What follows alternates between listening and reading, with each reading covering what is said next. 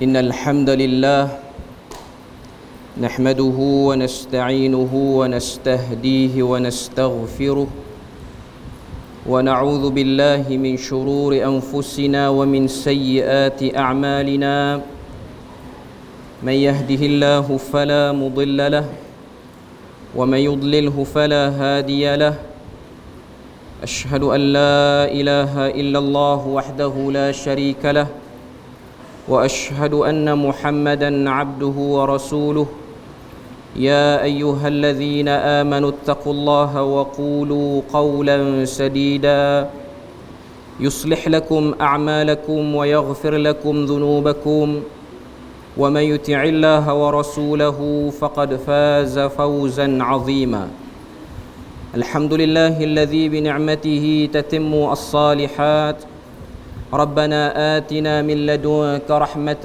وهيئ لنا من أمرنا رشدا اللهم آت نفسي تقواها وزكيها وأنت خير من زكاها أنت وليها ومولاها.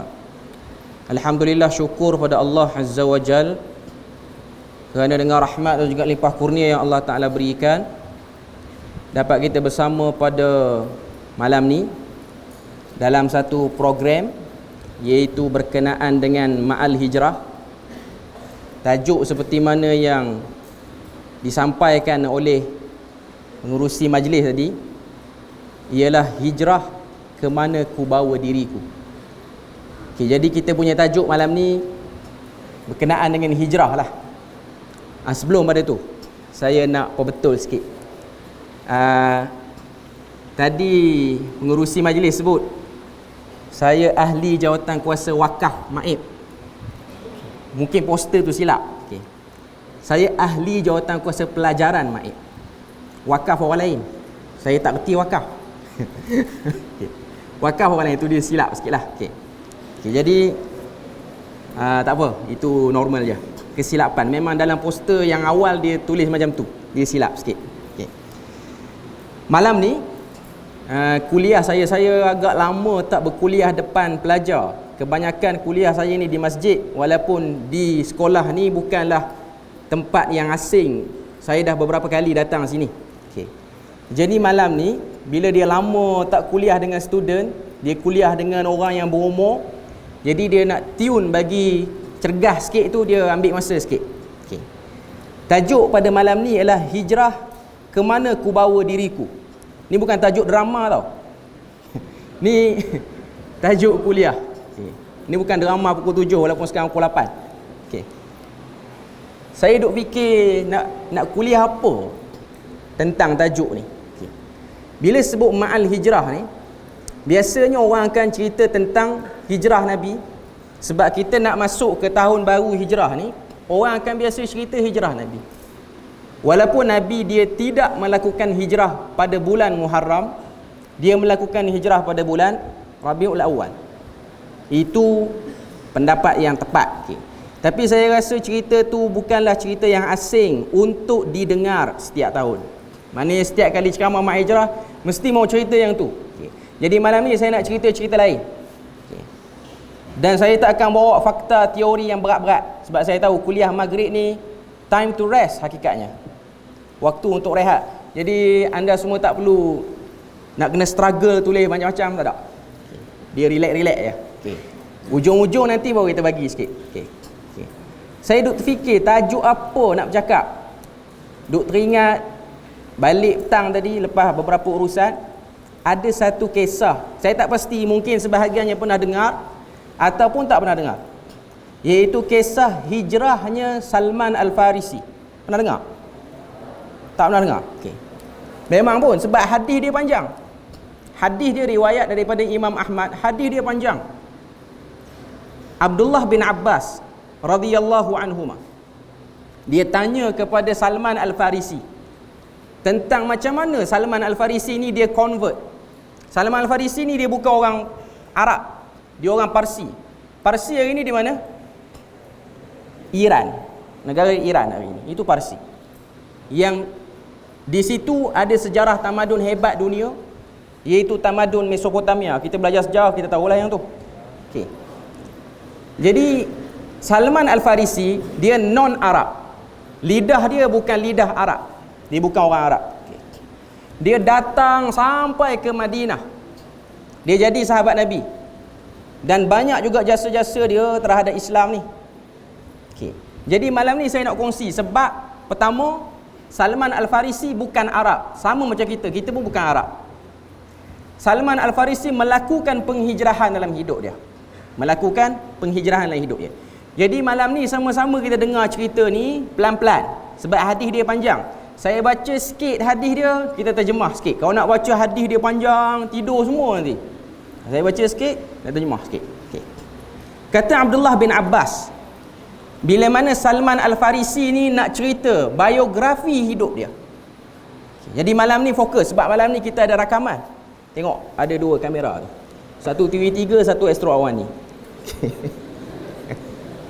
Tuan boleh check. Jangan bunyi banyak, nanti masuk dalam. Okay. Nanti boleh tengok, tapi muka orang lain tak masuk lah. Kata Salman Al-Farisi, Salman Al-Farisi dia mulakan cerita dia dengan dia kata, kuntu rajulan farisiyan min ahli Asfahan. Waktu ni dia dah pandai cakap Arab lah. Sebelum pada tu dia tak cakap Arab lagi. Dia kata, kuntu rajulan farisiyan min ahli Asfahan. Aku satu orang lelaki berbangsa Parsi, berasal daripada tempat bernama Asfahan. Asfahan hari ni dalam negara Iran. Memang nama dia Esfahan. Sampai ke sekarang ni pun. Min ahli qaryatin minha yuqalu laha Jai. Aku datang daripada satu kampung yang mana kampung itu nama dia Jai. Bukan nama orang, nama kampung dia Jai. Jangan ingat tu nama orang, itu nama kampung. Maknanya dalam Asfahan ada satu kawasan nama dia Jai. Kata Salman Al-Farisi, wa kana abi dihqana qaryatihi ay raisuha. Kata Salman, ayah aku ni ialah satu orang tokoh masyarakat. Maknanya ketua pembesar di kawasan itu. Dan dia punya kerja, ayah Salman Al-Farisi ni ialah pertanian, dalam bidang pertanian. Pembesar di Parsi dipanggil dengan nama Dihqan. Itu gelaran dia. Wa kuntu ahabbu khalqillahi ilaihi, kata Salman. Ayah dia ni antara makhluk yang paling dia sayang. Makhluk yang Tuhan cipta yang paling dia sayang ialah aku. Maknanya dia nak gambarkan dia sangat disayangi oleh ayahnya. Falam yazal bihi hubbuhu iyai hatta habasani fi baitihi. Sayangnya ayah aku pada aku ni sehingga dia banyak kurung aku dalam rumah. Jadi macam anak dara dah dia, walaupun dia lelaki. Ai mulazimun nar kama tuhbasul jariyah. Dan aku ini ialah daripada keluarga yang beragama Majusi, yang menyembah api. Dan aku dikurung dalam rumah seperti mana Al-Jariyah. Al-Jariyah ni maksudnya hamba. Tapi dia disayangi oleh ayah dia. Kemudian kata Salman Al-Farisi, wa ajhadtu fil majusiyah hatta kuntu qatanan nar ay khadimuha. Aku hidup kehidupan aku ni dalam agama Majusi sehinggalah aku ni diberi kepercayaan oleh ayah aku untuk menjaga api yang ada dalam kuil Majusi. Dalam kuil Majusi, tempat ibadat dia ada api, dan api tu tak pernah padam. Yang jaga api tu tak nak bagi padam, yang masuk letakkan kayu api ialah aku. Yuqiduha la yatrukuha takhbu sa'ah. Yang mana api tu tak pernah padam walaupun sekejap. Tak pernah padam. Jadi bila mana dia dah meningkat usia, dia dah umur belasan tahun, dia jadi penjaga api dalam kuil Majusi. Majusi sekarang ada tak lagi agama dia? Tak ada Confirm? Ada? Ada ke tak ada? Ada.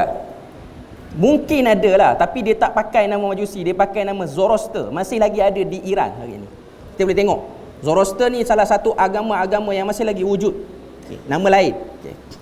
Qala wa qad qala wa kanat li abi Dai'ah. Kata Salman, ayah aku ni selain dia suruh aku ni jaga api, dia pun duduk di kuil. Selain pada dia duduk di kuil, ayah dia ni ada Dai'ah. Dai'ah ni maksudnya bustan. Bustan ni maksud dia apa? Kebun. Dai'atun azimatun, kebun yang sangat besar.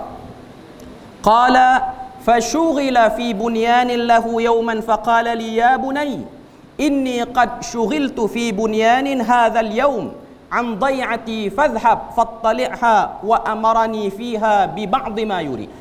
Apa maksud dia? Maksud dia, kata ayah Salman Al-Farisi, aku hari ni sibuk, tak sempat tengok kebun. Jadi aku nak arahkan kamu Salman pergi tengok kebun, tengok orang buat kerja tak kat kebun tu. Maknanya dia ada pekerja-pekerja ladang yang duduk bekerja bawah ayah dia. Hari tu ayah dia sibuk, ayah dia tak sempat, ada kerja lain. Ada kerja pembinaan. Bunyan tu maksud dia buat bangunan. Okey. Jadi dia kata pada Salman, ya bunai, wahai anak aku, pergi tengok kebun, tengok orang buat kerja ke tak. Okey. Tadi dia dah sebut Salman Al-Farisi ni sangat disayangi, dikurung dalam rumah macam anak dara. Ni dapat peluang boleh keluar rumah. Kita boleh bayang, satu orang lelaki, anak lelaki remaja yang ada perasaan nak keluar berjalan, normal bagi mana-mana orang pun, tiba-tiba dapat kebenaran untuk keluar walaupun atas urusan kerja. Okey. Kemudian kata Salman Al-Farisi, fa kharajtu uridu dai'atahu famarartu bi kanisatin min kanaisin nasara. Aku pun keluar rumah nak pergi dekat kebun ayah aku. Tiba-tiba aku lalu di tepi gereja daripada gereja-gereja orang Kristian. Gereja lah, church. Okay. Fasami'tu aswatahum fiha wa hum yusallun. Aku pun dengar dalam gereja tu suara mereka, orang Kristian tu baca doa dan mereka sedang beribadah. Wa kuntu la adri ma amurrun nasi li habsi abi iyaya fi baitihi. Bila mana aku lalu, aku terpegun, seronok, sedap dengar bunyi-bunyian bacaan-bacaan ibadah yang dilakukan oleh orang-orang Kristian pada waktu itu. Fasami'tu aswatahum dakhaltu alaihim anzuru ma yasna'un. Aku tengok, aku berhenti, aku tengok masuk dalam, apa dia orang buat. Maknanya dia teruja, hari ni first time keluar rumah. Sebelum ni tak boleh keluar jauh, boleh keluar dekat-dekat je. Okey. Hari ni boleh keluar terpegun pula dengan Kristian, dengan ibadah Kristian. Dia pun masuk tengok. Qala falamma ra'aituhum a'jabani salatuhum wa raghibtu fi amrihim. Aku tengok dia orang salat ibadah Kristian, tiba-tiba aku rasa seronok dan aku minat dengan cara ibadah dia orang. Wa qultu hadha wallahi khairum minad din alladhi nahnu alaihi. Kata Salman, agama Kristian ni elok lagi daripada Majusi yang aku anuti sekarang. Tiba-tiba timbul dalam perasaan dia, anak muda nak cari satu benda yang lebih advance lagi, lebih hebat lagi. Okay. Fa wallahi ma taraktuhum hatta gharabatis syams. Kata Salman Al-Farisi, demi Allah, waktu ni dia dah Islam dah pun. Dia cerita depan Abdullah bin Abbas. Dia kata, demi Allah, aku terlupa arahan ayah aku suruh pergi kebun. Aku duduk dekat pintu gereja, tengok orang Kristian buat ibadat sampai terbenam matahari. Wa taraktu dai'ata abi wa lam atiha. Aku tinggalkan kebun ayah aku tak pergi pun. Faqultu lahum, aku tanya sebahagian orang Kristian tu, aina aslu hadzal din? Daripada mana asalnya agama ni? Qalu bisyam. Kata orang Kristian, agama ni paling banyak penganut dia, majoriti pusat dia sekarang ialah di Syam. Syam pada zaman dulu merujuk pada Palestin sekarang. Syam ni wilayah yang besar. Syria, Jordan, Palestin, sebahagian Iraq, sebahagian Lebanon. Dulu semua panggil Syam yang ni. Dulu semua panggil Syam. Jadi Syam lebih luas daripada negara-negara Arab sekarang. Okay. Qala thumma raja'tu ila abi. Kemudian aku balik ke rumah, wa qad ba'atha fi talabi wa shaghaltuhu an amalihi kulli. Ayah aku ni dah bimbang, gelisah, aku tak balik rumah. Dia dah hantar orang suruh cari aku, tapi belum sempat orang tu jumpa aku dah sampai rumah dulu. Qala falamma ji'tuhu qala. Aku sampai rumah, kata Salman, ai bunai, ayah aku pun kata, wahai anak, aina kunta? Kamu pergi mana? Alam akun ahidtu ilaika ma ahidtu. Bukankah aku suruh kamu buat ini dan ini, pergi sini. Qala, aku jawab, ya abati, wahai ayahku, marartu binasin yusalluna fi kanisah. Aku lalu di tepi gereja dan aku tengok orang-orang dalam gereja beribadat. Fa'ajabani, aku rasa hebat, ma ra'aitu min dinihim, daripada apa yang aku lihat pada agama dia orang. Fa wallahi ma ziltu indahum hatta gharabatis syam. Lalu aku seronok, aku duduk situ sampai matahari terbenam. Qala ay bunai, ayah dia kata pada Salman, wahai anakku, laisa fi dhalika dinun khairun. Laisa fi dhalika dini khairun. Agama yang kamu tengok tadi tu, Kristian tu, agama tu tak elok. Kata ayah dia, dinuka, agama kamu Majusi, wa dinu abaika, dan agama nenek moyang kamu, khairum minhu, lebih baik daripada Kristian. Qala, lalu kata Salman, kalla wallahi innahu khairum min dinina. Dia lawan, kata ayah dia, istilah kita, dia bertojel dengan ayah dia. Dia kata tak, agama yang elok agama dia orang, agama kita teruk, agama kita tak elok, agama dia orang lagi baik. Okay. Qala fa khafani, kata Salman, bila mana aku lawan ayah aku, dia takut aku terjebak, terpengaruh dengan agama Kristian. Faja'ala fi rijli qaidan. Dulu dia kurung aku dalam bilik, sekarang dia kurung aku dalam bilik, diikat pula aku dengan rantai, sakan lagi, sebab takut terkena pengaruh agama. Thumma habasani fi baiti, kemudian dia kurung aku dalam rumah. Qala wa ba'athtu ila an-nasara faqultu lahum, kata Salman, aku minta tolong khadam dalam rumah aku. Ayah dia orang kaya, ada orang gaji khadam. Lalu aku minta tolong pada khadam ni, hantar utusan kepada orang Kristian. Idza qadima alaikum rakbun minasyam, kalau datang padri-padri daripada Syam, tujar yang mana mereka ni pun peniaga, minan nasara, daripada agama Kristian, fa akhbiruni bihim, tolong beritahu pada aku nak jumpa dia orang. Faqadima alaihim rakbun minasyam tujarun minan nasara, qala fa akhbiruni bihim. Maknanya dia hantar utusan, dia dah kena rantai pada waktu tu. Dia deal dengan khadam dia, sebab khadam dia akan masuk beri makanan. Kamu hantar surat pada orang Kristian, kata kalau datang orang pada Syam, beritahu dia aku nak jumpa. Sebab apa? Sebab dia nak lari pada rumah, dia dah plan dah nak lari pada rumah. Ni Salman ni, falamma qadimtuha qultu, bila mana datang saja utusan daripada Syam, iaitu padri-padri ini yang selalu datang berulang alik di antara Parsi dengan Syam. Okey, kita nak kena bayang dulu, Syam ni Palestin hari ni, Parsi ni Iran hari ni. Dua tempat ni jauh, dari segi cuaca pun jauh beza, dari segi tabiat pemakanan masyarakat situ pun jauh, culture budaya dia orang pun jauh. Dan selain pada itu, kita boleh tengok agama Kristian ni ialah agama yang hidup, dakwah dia berjalan. Maknanya projek kristianisasi berlaku pada zaman tu. Okay. Jadi ji'tahu faqultu, datang utusan Kristian ke rumah dia waktu ayah dia tak ada.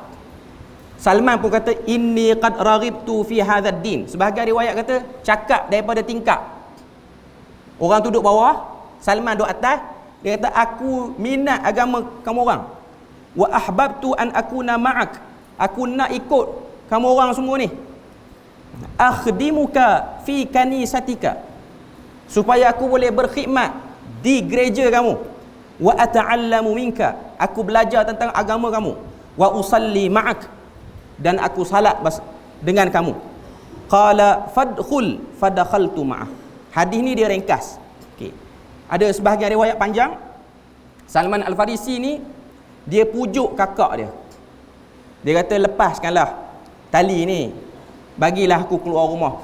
Aku tak sanggup lagi jadi orang lelaki tapi macam anak dara. Dia tahu dia lelaki, dia kena kawal dengan ayah dia, dia nak keluar rumah. Okay. Dia tak nak.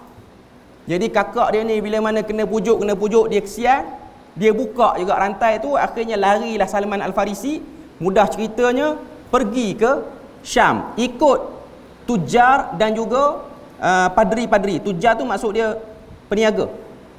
Akhirnya Salman Al-Farisi meninggalkan rumah dia, meninggalkan ayah dia, meninggalkan kampung dia, meninggalkan kekayaan dan keselesaan dia. Ini first hijrah yang dia buat. Cuma saya nak sebut, Salman Al-Farisi ni, dia punya perasaan, dia nak cari sesuatu yang melegakan hati, iaitu agama yang benar. Dia nak yang tu. Okay. Akhirnya sampailah dia ke Syam. Bila mana dia sampai ke Syam,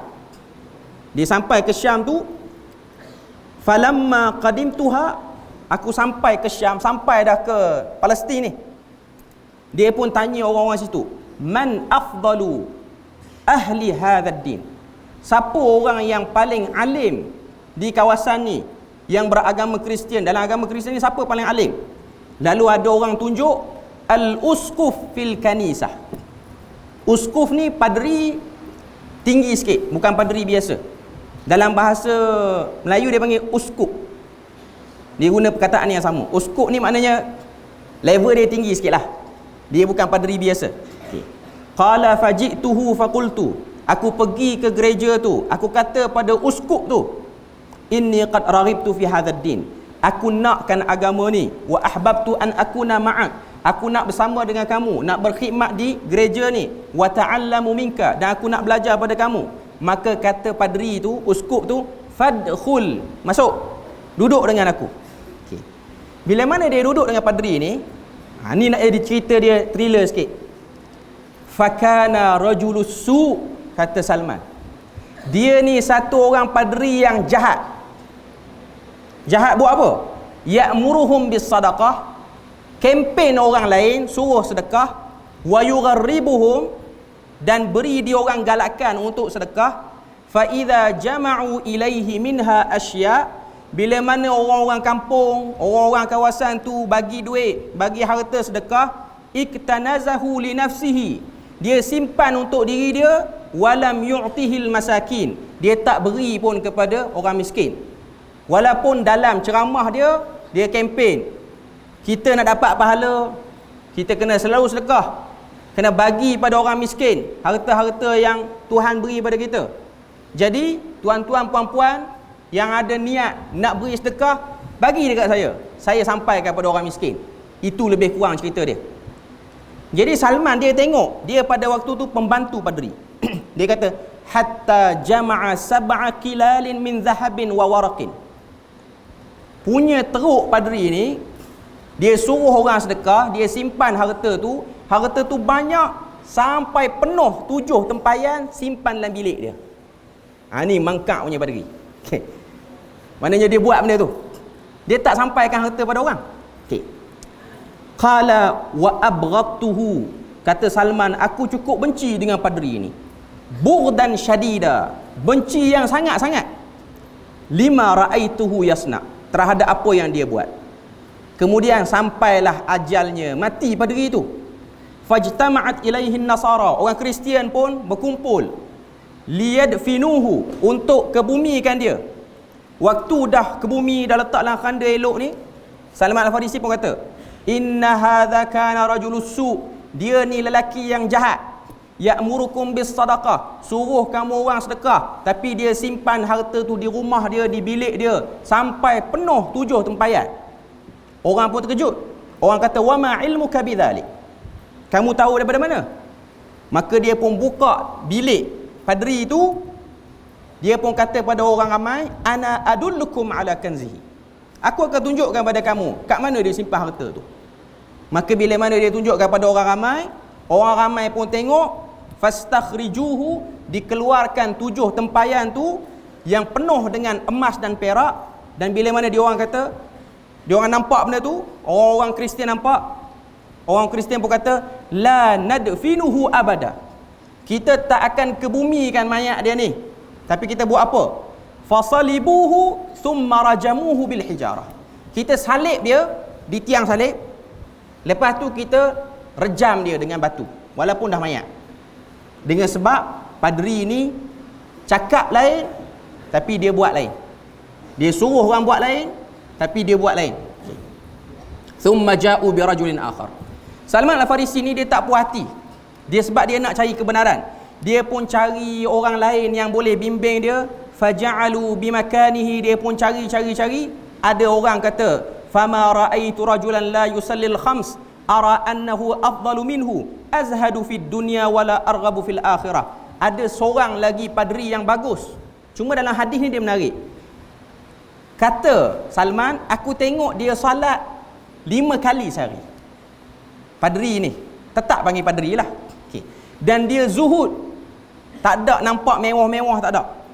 Lalu aku pun pergi jumpa dia, aku beritahu dekat dia, aku nakkan ilmu yang baik pada dia. Lalu kata padri yang baik ni, wa aqamtu ma'ahu zamanan fadkhul wa aqamta ma'ahu ma'i zamanan. Kata padri ni, masuk duduk dengan aku beberapa waktu. Akhirnya dia duduk, dia tengok padri ni elok sikit. Yang tadi tak guna punya padri. Okay. Yang ni elok sikit. Tapi yang elok ni umur tak panjang. Bila mana umur tak panjang, dia dekat-dekat nazak dia nak mati dah. Okay. Dia pun kata, Salman kata, hadarahul wafah faqultu lahu. Bila mana dia nak mati, aku pergi jumpa dia, aku kata, ya fulan, inni kuntu ma'ak. Wahai tuan, aku dah duduk dengan kamu, dah belajar dengan kamu. Bahkan aku sayang kamu dengan sebab kamu ni orang baik. Kalau kamu mati dan aku tengok kamu dah dekat dengan mati, fa ila man tusibi wa ma ta'muruni. Kamu nak suruh aku pergi mana? Aku nak kena hijrah kat mana pula?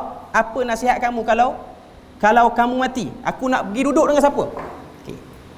Kata padri yang baik ni, dia kata, ai bunai, wahai anakku, wallahi demi Allah, ma a'lamu ahadanil yaum, setakat aku tengok sampai hari ni, tak ada seorang pun orang yang buat apa yang aku buat ni. Maknanya yang buat benda betul. Laqad halakan nas, manusia dah rosak. Baddalu, mereka tukar agama mereka. Wataraku, mereka tinggalkan arahan agama yang betul. Illa rajulan, kecuali seorang. Yang mana lelaki tu tak duduk kawasan ni. Okay, kita kena ingat balik. Dia orang Parsi, pergi ke Syam. Parsi Syam ni bukan dekat. Naik flight 3-4 jam kau. Jalan kaki makan masa 40 hari, 50 hari je lah. Tu perjalanan tu. Tu first trip pertama. Okay. Sekarang ni lelaki dia dah mati, hampir mati. Lepas tu bila mana Salman tanya, aku nak pergi jumpa siapa? Dia kata ada satu orang lelaki yang macam aku, kawan aku, belajar agama elok, tapi dia tak duduk sini. Dia duduk mana? Mosul. Mosul mana? Mosul kat mana Mosul? Kedah. Mosul di Iraq. Daripada Syam, Palestin tu patah ke Iraq balik. Jauh, 1000 km dan lebih. Mungkin 2000 km. Okey. Bila mana dia dengar macam tu, kawan ni mati, dia pun bungkus barang dia, dia pergi ke Mosul. Nasib baik kawan yang di Mosul tu hidup, tapi dah tua juga. Dah tua dah.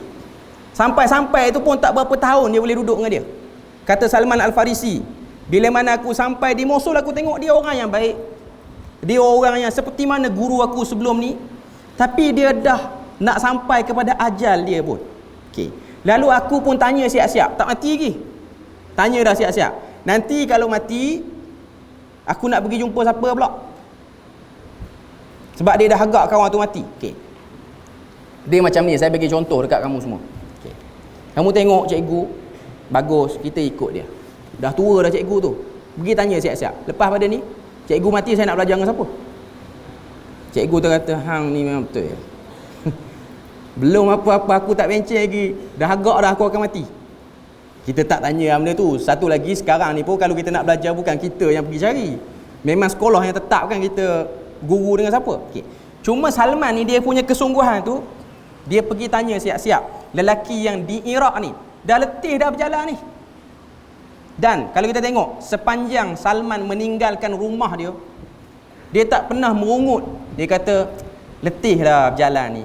Kalau aku duduk rumah dulu seronok, mewah pun mewah, tak perlu buat kerja apa, pembantu rumah keliling. Okay. Dia tak sebut benda tu. Okay. Bila mana dia tengok lelaki di Mosul tu dah tua, wa akhbarani annaka ala amrihi faqala li aqim indi fa aqumtu indahu fawajadtuhu khaira rajulin. Kata Salman, aku tengok dia orang yang baik. Falam yalbath an mat, bila mana dia nak mati, falamma hadaratul wafah, bila mana dia dah nak mati betul-betul, dia pun tanya, inna fulanan awsa bi ilaika wa amarani bil luhuqi bik. Aku datang jumpa kamu dulu, aku dengar pesanan orang di Syam, kata kamu ni salah seorang orang yang baik. Sekarang ni kamu nak mati, kamu nak wasiat apa pada aku, kamu nak arah aku pergi ke mana? Kata, kata lelaki di Mosul tu, dia kata, ai bunai wallahi ma a'lamu rajulan. Wahai anakku, aku tengok di Mosul ni pun tak ada orang yang elok untuk kamu berguru, melainkan kamu kena pergi satu tempat. Tempat tu nama dia Nasibin. Nasibin ni di mana? Di Turki. Iraq, Turki pula. Okay. Jauh-jauh tu. Tu semua tempat jauh-jauh. Okay. Dan bila mana kawan di Mosul tu mati, aku pergi ke Nasibin. Sampai aku di Nasibin. Nasibin saya tak pasti apa nama sekarang dia. Tapi dalam banyak kitab sebut dia di Turki lah. Okey. Faji'tuhu, aku jumpa lelaki di Nasibin dan aku tengok sikap dia sama, perangai dia sama macam yang disebutkan sebelum-sebelum ni oleh guru dia di Mosul. Cuma dia sampai pun tua juga kawan tu. Sama macam kes di Mosul tadi. Jadi dia pun tanya siap-siap, kalau kamu mati nanti nak jumpa siapa pula? Terus tanya. Kata lelaki di Nasibin ni, ai bunai, wahai anak, di Turki ni, di kawasan kita ni, tak ada dah orang yang elok, melainkan satu orang kawan aku, dia duduk di Amuriyah. Amuriyah ni mana? Amuriyah ni di Itali, Rom, Ramazulu. Jauh.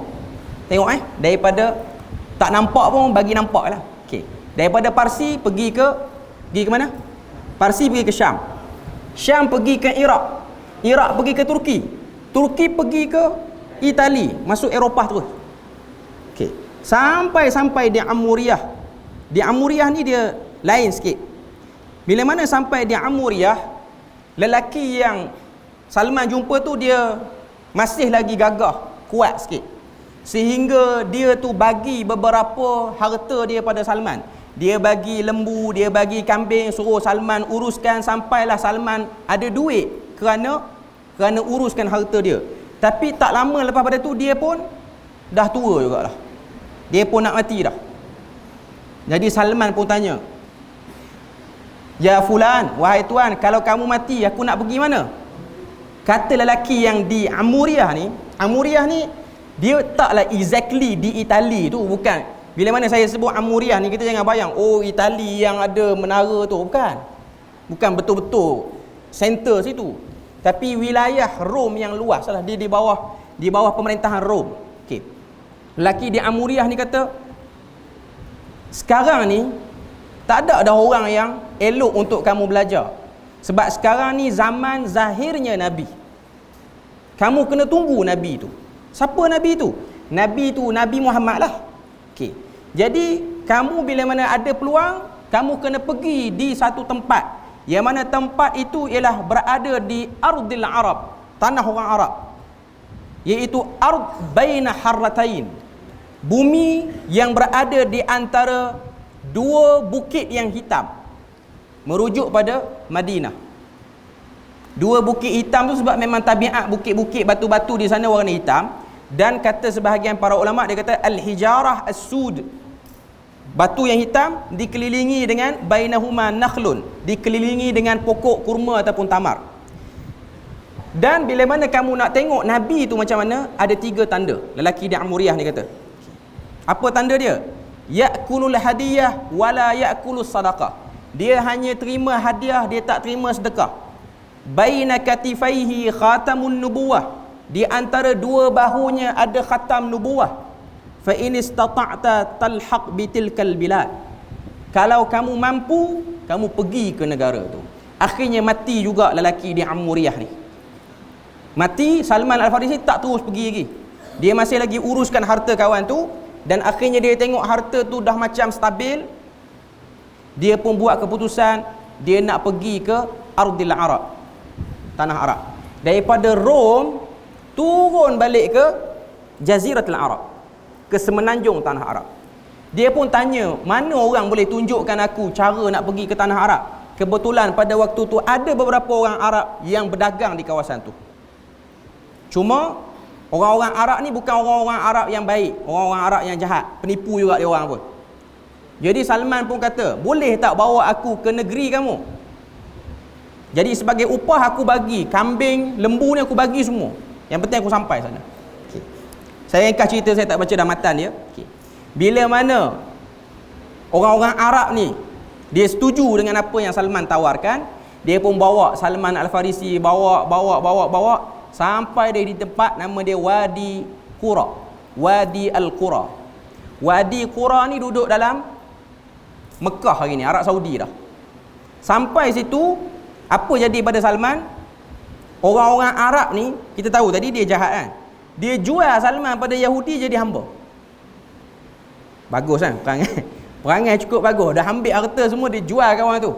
Okay. Bila mana dia jual Salman, kamu orang semua kena tengok. Salman ni dia anak orang kaya. Dia anak pemimpin. Maknanya anak YB ke, Datuk ke, Tan Sri ke, di negeri dia dulu. Di Parsi dulu. Sekarang dia turun darjat daripada anak orang kaya jadi hamba. Dia duduk di Mekah, lama dia duduk di Mekah, jadi hamba pada Yahudi. Sehinggalah Yahudi tu jual pula kepada satu orang Yahudi lagi. Yahudi tu duduk di kawasan Khaybar. Khaybar ni di Madinah. Jadi Salman pun bila mana dia dengar, Khaybar dekat dengan Madinah, kawasan dekat dengan Madinah. Jadi dia pun ikutlah tuan baru dia, pun Yahudi juga. Dia kerja situ lama. Kerja. Kebetulan pada waktu tu dengar berita kedatangan satu orang lelaki daripada Mekah sedang perjalanan menuju ke Madinah, sekarang berhenti di Quba. Masjid Quba kan? Kita pernah dengar cerita pembinaan Masjid Quba tu. Waktu nak datang berita tu, Salman ni dia duduk atas pelepah tamar. Sebab kerja dia ialah dia ikat, dia bungkus bunga tamar tu, bunga pokok kurma tu, supaya tak dimakan oleh serangga pun, nak bagi keluar buah dia. Dia tu hamba lah pada waktu tu. Bila mana dia bungkus, tiba-tiba anak menakan, anak saudara kepada tuan hamba dia datang. Anak saudara dia kata, wailun, celaka bagi Aus dan Khazraj yang telah menerima seorang lelaki pada Mekah. Merujuk pada Nabi. Dia pada waktu tu dia duk teringat kata-kata orang alim di Amuriyah tu, yang di Itali tu, yang di Rom tu. Dia duk teringat, ni ke Nabi akhir zaman? Ni ke Nabi akhir zaman? Lalu Salman ni, dia pun yang duduk atas tu, dia seronok dengan cerita tu, dengan berita tu.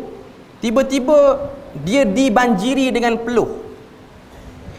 Dia satu orang, dia kita ni kan, bila mana kita over happy dengan over takut, kita akan berpeluh.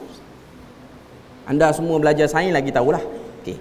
Cuma peluh tu dia bukan peluh panas, hangat ni.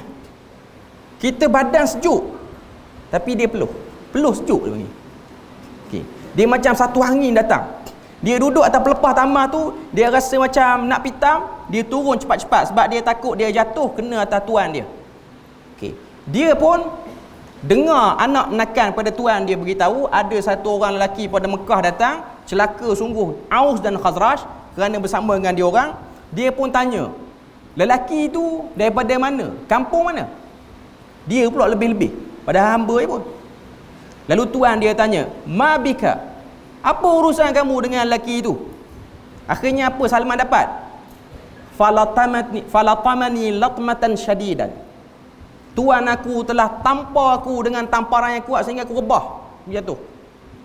Baru tanya soalan. Biasalah hamba. Lepas pada tu dia pun jawab saja je nak tahu. Jadi dia pun pergi cari Nabi dekat Quba tu. Dia cari Nabi, dia bawa satu bungkusan. Dalam bungkusan tu ada kurma yang dia dah kumpulkan. Kurma tu dia nak niat bagi sebagai sedekah kepada Nabi. Sebab dia nak pastikan tanda kenabian yang dah diberitahu oleh lelaki daripada Amuriyah tu. Okey. Bila mana dia sampai dekat Nabi, dia kata, mungkin inilah lelaki daripada Mekah yang diwar-warkan. Ini ada satu bekas kurma, kurma ni sedekah. Dia pun bagi pada Nabi. Dia tengok. Nabi ambil kurma tu, Nabi bagi pada para sahabat, Nabi kata kulu, makan, tapi Nabi tak makan. Lalu kata Salman, hadhihi wahidah. Ini alamat pertama, dia tak makan harta sedekah. Esok dia datang lagi jumpa Nabi. Dia datang jumpa Nabi, dia kata, ini ada lagi sebekas kurma ni, tapi ini hadiah, bukan sedekah. Bagi dekat Nabi, Nabi pun kata pada para sahabat, makan. Nabi duduk makan sekali. Kata Salman, hadhihi saniyah. Ini yang kedua, tanda yang kedua. Satu lagi, iaitu khatam nubuwah yang duduk di antara dua bahu Nabi ni, di belakang ni. Okay. Lalu Nabi pun, pada hari itu ada kematian orang Ansar. Nabi duduk di perkuburan Baqi', Salman pergi. Salman tengok, dan pada waktu tu Salman kata, aku tengok Nabi memakai hullah. Hullah ni apa dia? Hullah ni dua kain, selai pakai kat bawah, selai pakai kat atas. Dia macam pakaian orang ihram tu. Okay. Kita kena tahu, pakaian ihram tu, itulah pakaian orang zaman dulu. Zaman dulu tak sempat nak cari tailor, nak jahit baju bagi elok, tak ada. Cuma dia taklah pakai warna putih, dia pakai macam-macam warna lah. Kain macam kain plekat, apa semua pakai apa semua. Bawah itu dia panggil izar, bawah. Atas dia panggil ridak, tutup bahagian atas. Okay. Dia bukan baju, dia kain saja. Nabi perasan Salman ni berkeliling Nabi, sebab dia nak tengok dekat belakang tu ada ataupun tidak. Bila mana Nabi perasan, Nabi pun sengaja jatuhkan sikit baju Nabi, kain tu, dan akhirnya nampaklah, zahirlah ketulan daging yang membentuk khatam nubuwah. Macam-macam riwayat. Ketulan daging tu, satu daging yang timbul di antara bahu Nabi ni, belakang ni, dia sebesar, ada macam-macam riwayat. Ada yang kata sebesar telur, dan di sekeliling, kata apa, daging tu dia ada bulu-bulu halus yang tumbuh di sekeliling tu. Okay. Cuma nak katanya, bila mana dia tengok, dia pergi terpa dekat Nabi, dia peluk Nabi, dia menangis. Dan dia kata, inilah yang ketiga dan inilah yang aku cari. Dia pun cerita. Daripada Parsi pergi ke Syam, daripada Syam pergi ke Iraq, daripada Iraq pergi ke mana? Turki kan? Nasibiyin kan? Okey. Daripada Turki pergi ke Amuriyah. Lepas tu patah balik ke tanah Arab. Inilah yang aku duk cari.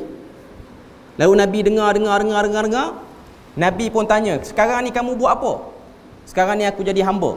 Nabi kata, balik jumpa tuan kamu Yahudi, deal dengan Yahudi tu, boleh tak aku jadi hamba mukatab? Hamba mukatab ni ialah hamba yang ada perjanjian, dia cukup KPI, target untuk sesuatu tu, dia boleh bebas. Dia deal dengan tuan hamba dia kata, kamu boleh bebas dengan syarat kamu kena tanam 300 pokok kurma, tak boleh mati satu pun, dan kena bayar 400 uqiyah. 400 uqiyah ni ialah satu mata wang zaman dulu. Ada yang kata 400 perak. Balik beritahu dekat Nabi. Nabi pun beritahu dekat para sahabat. Mana-mana orang nak bantu Salman, bantu. Bagi pada dia tunas benih pokok kurma tu, bagi. Ada bagi 20, ada bagi 15, sampai cukup 300. Nabi pun kata, pergi tanam Salman. Ada sahabat-sahabat pergi tanam. Nabi kata, siap tanam 300 tu, panggil aku. Bila mana siap dah tanam 300 tu, panggil Nabi. Nabi pun pergi dekat dengan kebun yang Salman tanam. Nabi letak tangan Nabi di tanah kebun tu, maka kata Salman, tidak ada satu pokok pun yang tak tumbuh, melainkan semua tumbuh. Cuma ada sebahagian riwayat-riwayat yang terpencil. Ada riwayat kata Nabi pun turut tanam sekali. Mana Nabi bantu. Okay. Cuma Nabi tanam terbalik. Daun ke bawah, akar ke atas. Kenapa jadi macam tu? Sebab Nabi ni dia bukan orang pertanian, dia orang ternak. Di Mekah tu kerja dia penternak, dia mengembala kambing. Bertani-bertani ni bukan kebiasaan orang Mekah, kebiasaan orang Madinah. Sebab tu kita baca hadis Nabi, waktu Nabi duduk di Mekah, waktu Nabi duduk di Madinah, bukan Mekah, waktu Nabi duduk Madinah, tiba-tiba Nabi didatangi oleh beberapa orang Arab Badui yang duduk tengah padang pasir, yang diorang ni kerja diorang ternak, biri-biri apa semua ni lah, binatang ternak ni. Waktu tu Nabi duk cerita tentang nikmat syurga. Nabi kata dalam syurga ni ada pokok sekian, ada kurma, ada tamar. Kurma tamar sama kan? Ada kurma, ada anggur, ada macam-macam. Segala benda ada. Okey. Dia ni orang Badui kan. Orang Badui ni ialah orang, kalau Malaysia ni kita kata orang asli kot. Yang dia tak kasar, cuma dia cara bercakap dia straight to the point. Dia pun kata kepada Nabi, ya Rasulullah, syurga ni aku tengok untuk orang Madinah kot, sebab dalam syurga ni jenis menanam je ada, jenis pera-pera ni tak ada. Jadi dia tanya Rasulullah, ya Rasulullah, kalau nak pera kambing dalam syurga boleh? Nabi kata, fashtahi kamashtahaitum. Kamu berhasrat apa yang kamu nak, kamu dapat. Kamu dapat benda tu. Maknanya apa saja yang dia impikan, dia dapat. Itu normal bagi orang Badui. Orang Badui ni, macam saya sebut tadi lah, dia orang padang pasir, dia tak biasa dengan kehidupan moden. Sebab tu kalau kita pergi kan, kita pergi kawasan orang asli, saya bukan nak merendahkan orang asli, tapi tabiat orang asli dia macam tu. Sebab kita pernah buat dakwah pada orang asli ni. Cara kita nak deal dengan orang asli lah straight to the point. Kita jangan deal, orang kata apa, banyak nak berlembut, orang kata apa, nak cakap berlapik tak perlu. Ada kawan saya, dia pergi di pendalaman negeri Pahang, pergi dakwah pada orang asli yang belum Islam, masih lagi mengamalkan ajaran animisme. Dia tengok kawan tu tengah jala ikan, dia pun tanya orang asli tu, banyak ikan dalam ni. Dia kata tak tahu, turun, masuk, berenang, bilang. Masuk dalam sungai tu, bilang. Tahulah banyak mana. Asalnya nak bergurau, tiba-tiba dia jadi serius. Lepas pada tu, dia pun Islam kan, orang kampung tu. Dan orang kampung tu, dia ada tabiat, dia makan lagi babi hutan. Babi hutan dia makan. Dan dia letak babi hutan tu bawah rumah dia orang. Dia ada sangkar tu, babi hutan yang untuk esok, dia dah tangkap siap-siap. Okay. Jadi majlis pengislaman dibuat atas rumah tu, bawah tu ada babi hutan duk pergi mari. Okay. Jadi bila mana dia orang Islam, dia orang dah orang kata apa, agree, setuju dengan semua Islam tu dah. Okay. Bila mana dia setuju, kita orang pun keluar. Seminggu lepas tu datang balik. Bila mana datang balik, tengok dia orang duk makan lagi babi yang duduk dalam sangkar tu, walaupun dah Islam. Lalu tok batin dia pun, kita orang tanya, kenapa makan lagi babi, kan tahu babi ni haram. Dia kata babi ni ada waktu majlis pengislaman hari tu. Dia ingat babi tu Islam sekali. Betul tu. Jadi dia kata babi yang bawah ni dah Islam dah ni, sebab tu kita makan. Yang tak tangkap lagi tu lah. Azan dulu Azan dulu. Ke straight lah kot. Okey, straight ya. Okey. Saya nak kata orang asli dengan orang Badui macam tu lah. Dia tak tahu apa. Sebab tu dia makan babi tu, dia kata babi tu ada sekali dalam majlis pengislaman. Jadi babi tu dah Islam. Yang kat hutan tu belum Islam. Yang tu kami tak makan. Yang ni dah Islam, kita makan lah. Okay. Itu dia punya tabiat dia orang. Okey, balik pada cerita. Okey. Bila mana Salman Al-Farisi ni, dia dah tanam apa-apa semua ni, maka Nabi pun kata, kamu dah selesai 300 pokok, sekarang 400 uqiyah belum selesai lagi. 400 uqiyah tu 400 perak mungkin. Lalu kata Nabi, tunggu Salman, sampai satu masa aku akan bagi pada kamu bantuan. Akhirnya Nabi pergi perang. Nabi pergi perang Badar, Salman masih lagi hamba. Nabi pergi perang Uhud, Salman masih lagi hamba. Balik pada perang Badar dan Uhud ni, Nabi dapat ghanimah, Nabi beri pada Salman. Ada satu emas, lebih kurang segenggam. Nabi kata, ambil Salman, kamu pergi timbang. Pergi timbang, ngam 400 uqiyah. Dia beri pada tuan dia, dan Salman pun dibebaskan. Tu cerita Salman. Okay. Selesai dah cerita Salman ni. Okay. Saya nak sebut sini beberapa benda yang kita boleh perasan pada cerita Salman ni. Pertama, satu orang, dia nak perubahan dalam hidup, dan dia nakkan kebenaran, dia nak meningkat sesuatu, dia kena keluar. Dia tak boleh duduk tempat tu. Dan keluar ni ada dua jenis. Keluar by physical, tubuh badan kita bergerak keluar. Yang kedua ialah keluar cara fikir tu. Nak jadi maju, anda kena fikir lain pada orang. Bukan fikir lain pada orang tu buat benda pelik-pelik. Sebab zaman sekarang ni kan zaman media sosial, jadi orang pun terfikir, jadi saya nak buat benda pelik sikit lah, nak jadi lebih berjaya. Apa dia? Potong-potong tayar yang dah guna, letak dalam minyak panas, goreng, makan. Lepas tu buat video viral. Lepas tu orang pun tengok, oh pelik betul dia ni makan tayar goreng. Kan zaman sekarang ni macam-macam. Itu kecenderungan orang kita. Kan kalau tengok zaman sekarang kan, bila mana duduk dalam media sosial ni, tabiat orang Malaysia ni dia minat ke arah-arah seperti itu. Saya tak kata benda tu salah 100%. Cuma kita boleh tengok bila mana kita nak bahas benda-benda yang bersifat akademik, orang tak boleh terima. Tapi kalau nak tengok benda-benda yang lawak, yang orang kata apa, yang gila-gila sikit, orang minat. Dia punya naik viewer dia lain macam. Dan sebahagian orang menjadikan ukuran keberjayaan zaman sekarang ialah ramai follower dia, walaupun dalam konten media sosial dia tu entah apa yang dia buat pun tak tahu. Walaupun lain pada orang, tapi lain macam ni bukan yang dimaksudkan. Itu yang pertama. Yang kedua, pencari kebenaran seperti Salman Al-Farisi inilah yang kita kena contohi. Dia tak pernah mengeluh pun. Tak ada lah dia tu waktu dia jadi hamba, dia kena jual dengan orang-orang Arab, dia mengeluh, dia tersandar dekat mana-mana dinding, dia kata, kalaulah aku tak lari rumah dulu, elok je aku duduk, tak jadi orang miskin, tak jadi hamba macam ni. Tak. Sebab dia tahu misi dia belum selesai. Okay. Jadi dalam hidup ni dia ada turun naik. Since kita jatuh, jangan terpengaruh dengan surrounding. Itu benda yang kita kena tahu. Sebab kehidupan ni bukan nak mengikut keadaan di sekeliling. Okay. Yang ketiga, kita boleh tengok Salman Al-Farisi bukan satu orang yang fanatik kepada keturunan. Waktu ayah dia kata agama kita lebih baik daripada agama orang Kristian, tak, agama dia orang lagi baik pada pandangan Salman pada waktu tu. Okay. Yang keempat, jalan untuk mendapatkan ilmu tidak mesti mendekati orang-orang berilmu macam Salman buat. Dia cari seorang dan dia tanya, di manakah lagi orang-orang lain yang hebat. Okay.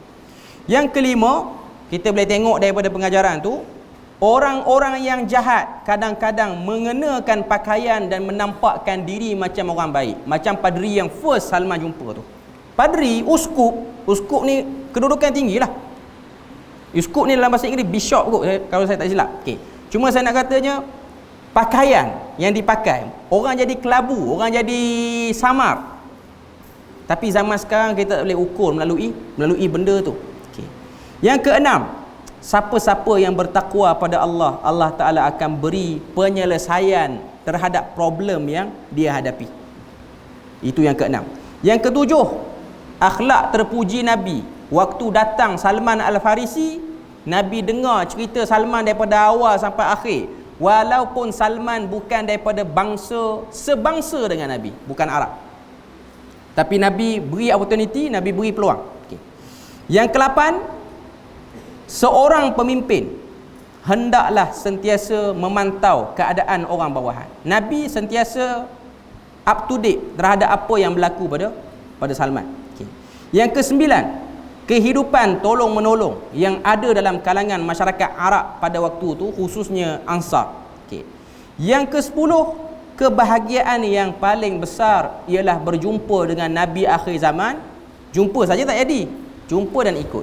Sebab jumpa ramai. Abu Jahal pun jumpa, Abu Lahab pun jumpa, yang lawan-lawan Nabi tu semua jumpa. Tapi jumpa dan tak beriman. Okay. Yang ke-11, tanda-tanda kenabian yang kita boleh kesan, tidak menerima harta sedekah, melainkan menerima hadiah dan khatam nubuwah. Khatam nubuwah ni saya nak sebut sikit. Okay. Kita mungkin pernah tengok di mana-mana tempat orang share, ini khatam nubuwah. Ada lambang segitiga, lepas tu ada tulisan dalam tu, lepas tu luar segitiga tu ada tulisan-tulisan. Orang buat frame, orang tampal dalam rumah. Yang tu bukan. Yang tu bukan khatam nubuwah yang ada atas belakang Nabi, bukan yang tu. Sebab yang ni yang segitiga ni orang guna sebagai pendinding, penghalang daripada malapetaka. Pelekat dekat motor, buat stiker. Motor tak kena curi, sebab motor tu motor si pencuri. Dia tak kena curi lah. Dia pun yang curi tu dia. Okay. Kemudian letak dekat mana-mana rumah selamat. Yang tu tak ada. Yang tu tidak ada. Islam tidak ada agama, tidak ada unsur azimat, tangkal, tidak ada. Okay. Khatam nubuwah tu ada, cuma dia hanya ketulan daging. Dia tak ada membentuk apa-apa tulisan khat pun atas daging Nabi tu. Dia hanya sekadar satu bentuk lain sikit yang tak ada pada tubuh orang lain melainkan tubuh Nabi. Dan dia bukan satu benda yang kita boleh share bagi dekat orang. Tak. Dia khusus pada Nabi sallallahu alaihi wasallam. Okey. Jadi itulah sedikit sebanyak kita punya perkongsian pada malam ni. Cerita Salman Al-Farisi ni, balik sebelum tidur mau fikir banyak kali. Cerita Salman ni apa benda yang dia nak cari? Salman dia nak cari kebenaran. Dan dia tak pernah rasa rugi dia meninggalkan negara dia, negeri dia, bangsa dia, percakapan dia, budaya dia, cara makan dia. Saya nak beritahu pada kamu semua, ada sebahagian orang dia fikir kita ni jangan lupa asal keturunan. Baguslah, tak salah. Kita kena ingat daripada mana kita asal. Tapi untuk memajukan diri, jangan gunakan alasan tak nak lupa daratan. Akhirnya kita duduk terperuk di kawasan yang tak maju. Bahkan lebih dahsyat lagi, kita menambah satu lagi bilangan orang tak maju di kawasan tu. Jangan. Sebab dalam Islam dia tak ada istilah seperti itu. Satu orang yang datang, dia kena bawa satu pembaharuan, dia kena beri satu perubahan. Dia tak nak hijrah tak apa, tapi dia make something different, satu benda yang berlainan bila mana dia dah upgrade diri dia. Okay. Jadi itulah sedikit sebanyak kita punya perkongsian pada malam ni. Saya harap dia ada bagi sesuatu lah pada semua yang ada pada malam ni. Dan ini ialah salah satu kisah hijrah, perjalanan hidayah yang besar, macam mana Salman buat dalam hidup dia. Maknanya nak tunjuk pada kita, tak berhentilah kita ni melakukan perubahan dalam hidup selama mana belum mati. Selagi itulah berusaha untuk hijrah daripada satu tempat ke satu tempat, daripada satu kedudukan ke satu kedudukan. Dalam masa yang sama, tak lupa diri, tak sombong diri. Jadi setakat itu saja. Moga Allah Ta'ala beri pada kita rahmat dan berkat. Saya mohon maaf kalau ada kesilapan, kalau malam ni rasa macam boring ke apa semua. Sebab saya tak reti nak cerita macam mana, tak reti. Kita tak reti nak buat lawak yang over ni, tak reti sangat. Okay.